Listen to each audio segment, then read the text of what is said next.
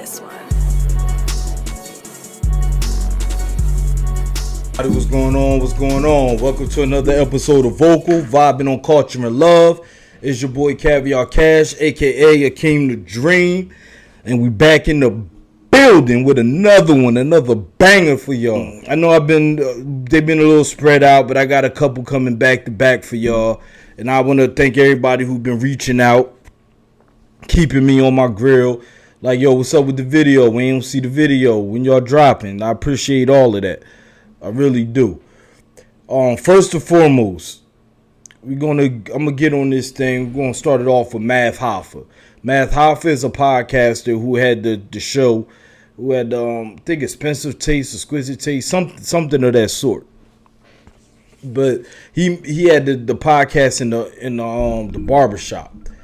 But apparently he lost the lease for the barbershop and also for his show, so his show may not be any longer. I know a lot of other podcasts be getting up there trying to kick him when he's down, talking bad about him and all of that other stuff. We're not going to do that. Like I said, we vibe on culture and love over here. We on a culture and love vibe over here, so we're not going to do that. But I will give you tidbits about his thing. It seems like on the business end, he was lacking a little bit on the business, and it seemed like he couldn't really keep a co-host. It seemed like a lot of his day ones left off the show, didn't want to do the show with him anymore for whatever reason, bad business. But I will say this. When you're young, and I'm not even going to say young and black, but when you're young and you come from a certain cloth from the streets, in his aspect, the streets and battle rap, where the business is really more hand to hand at situations, when you luck up or blessed enough to strike big, and now you're just thrown in business, you're a boss, sometimes your business ain't really on point. I mean, it ain't like you went to business school or learned anything. So a lot of time the business is messed up on it. It's unfortunate, and they figure it out towards the end, but by then you're looking at them like he tried to rob you, he tried to do it. And this happened with multiple people. I seen this happen with Puffy, especially. It happened with, oh man, so many people. Nas, when he first came out, was trying to do it. They was trying to talk about the business moves he was making. It's a lot of people. It's more people than I can explain. It always happens like that. The business ain't never really on point. I think Meek Mill discussed it. A lot of people, man. The business, Jim Jones, his crew, Cam, Dipset. You don't learn it. A lot of it's learned through trial and error. That's one thing. A lot of it's through trial and error. But I wish him the best. I believe he used to come to Richmond. I think it used to be a record label around called Donland here in Richmond, Virginia. It was a record label called Donland. And if I could be mistaken, I believe he was related maybe to the guy who owned Donland. I'm not sure. So I think he used to be down here in Richmond a lot. Seemed like I came across him one time when I was in the studio recording. Because back then, it was open for the public to record or whatever. But shout out to Math Hoffa. If he's anything like me, you'll take all this hate and use it as fuel and be bigger and better than you were. So shout out to you. Don't let him hold you down. Speaking of podcasting, Hassan Campbell is another guy that I respect. I watched for years. Seemed to got into it with Mano. And it was a back and forth. He believed Mano not really like that. He promotes violence and stuff, but when he was in jail, he wasn't like that. I don't know. I don't know, bro. We all grown. I don't know what this is about. And I know Mano got on Hassan Campbell because for those who don't know, Hassan Campbell been molested before by African Bambaataa. He came out with it, said it was a big thing, African Bambaataa.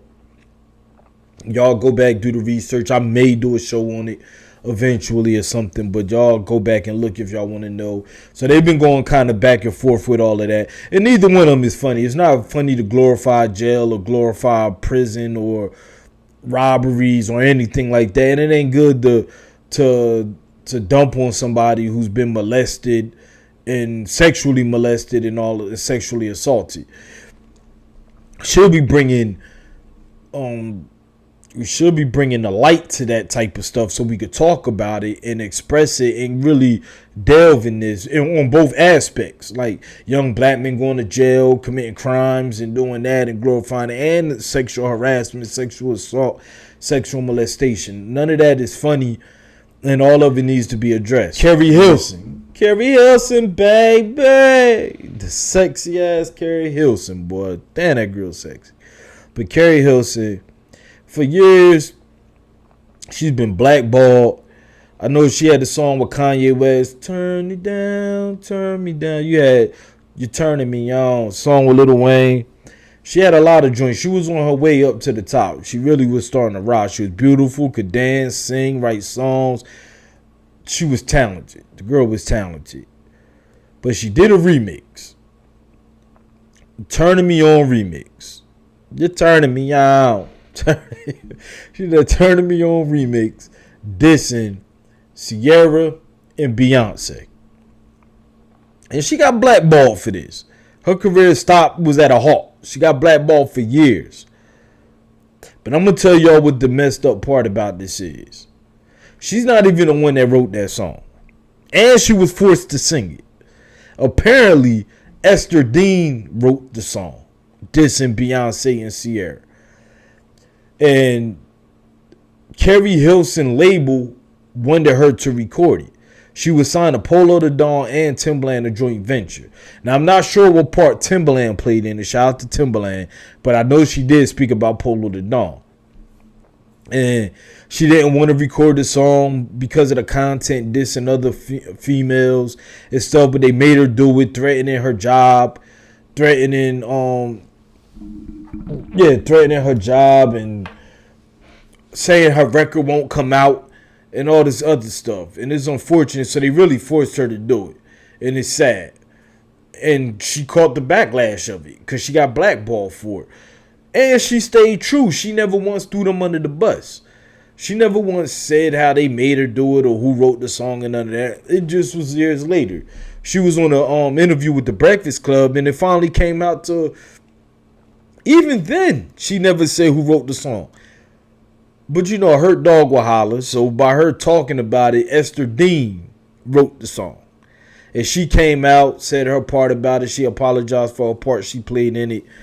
But yeah, Esther Dean wrote the song. And for years, and the messed up part is she went on to work with Beyonce and signed to Roc Nation. And I believe so did Polo the Dawn. I'm not sure if he signed to Roc Nation, but I know he went to work with him. And it's unfortunate, y'all, like that girl lost her whole career damn near over that. And it's wild. The industry is wild.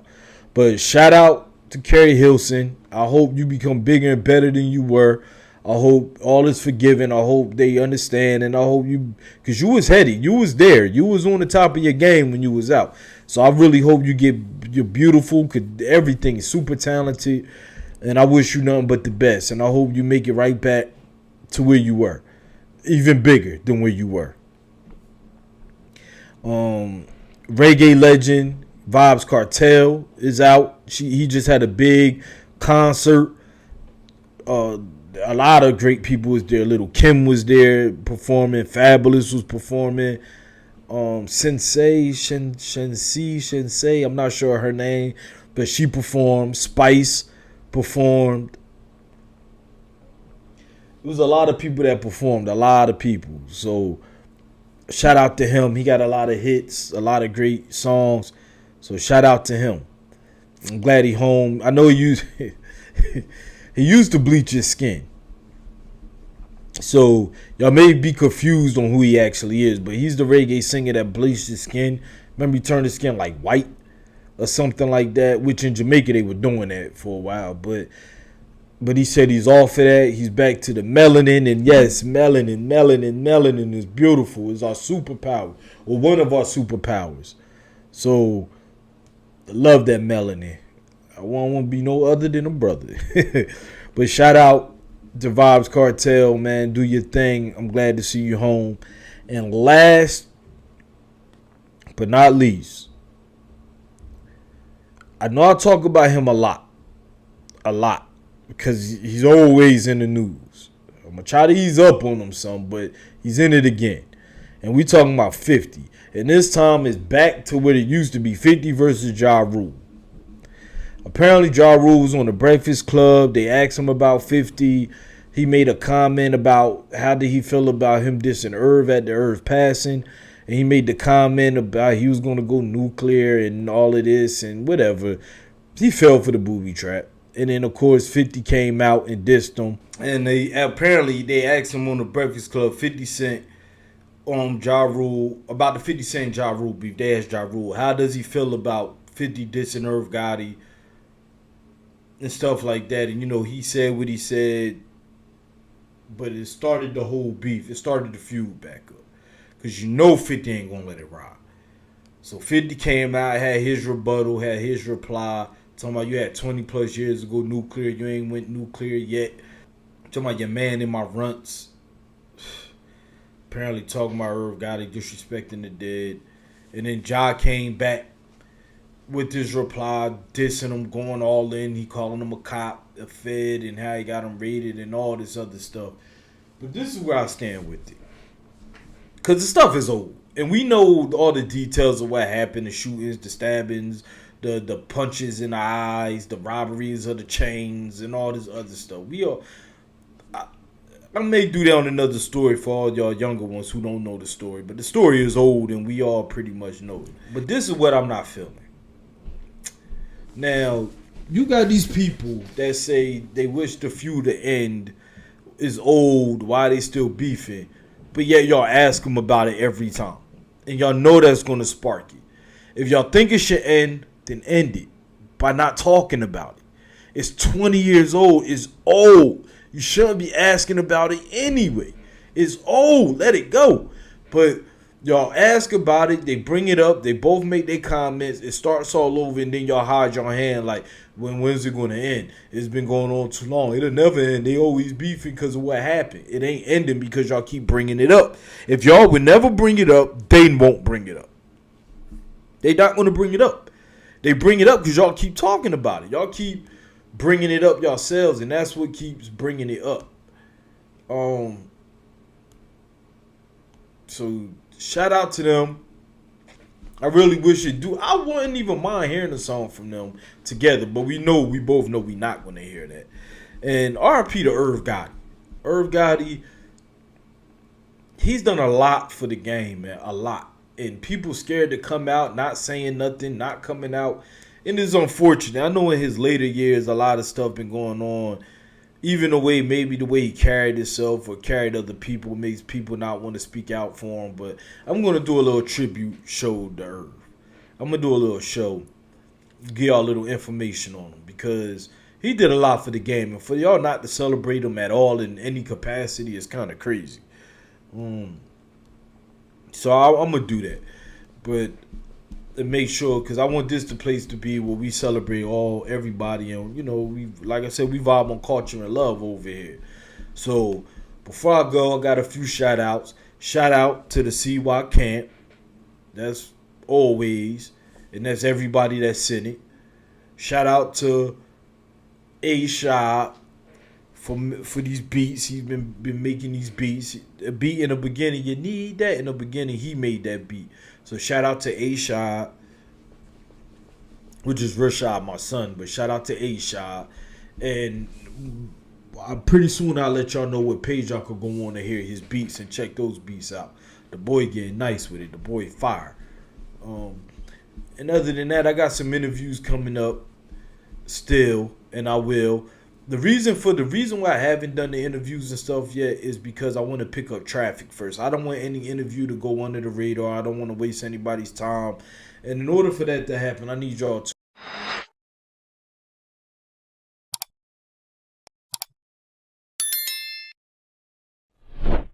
subscribe and hit the notification button. Please. I love y'all support. Y'all are supporting me. I need y'all to come back. And I need y'all to know when I'm dropping a new video. Because if y'all are on it like that, then I could start dropping these interviews. and picking up traffic, because I wanted to benefit more than just me. I want these people that do these interviews, I want their business to pick up. So I want the traffic to be there. We about to shout out to Jersey, Trenton, shout out to Elizabeth City, North Carolina, shout out to Richmond, Virginia. All three of those are my home. And we're just gonna go up from here. So like I said, it's vocal, baby. Vibing on culture and love. And that's how we're gonna keep it. It's your boy Caviar Cash, Akeem the Dream. Like, subscribe, notifications, and I'm out. Salute.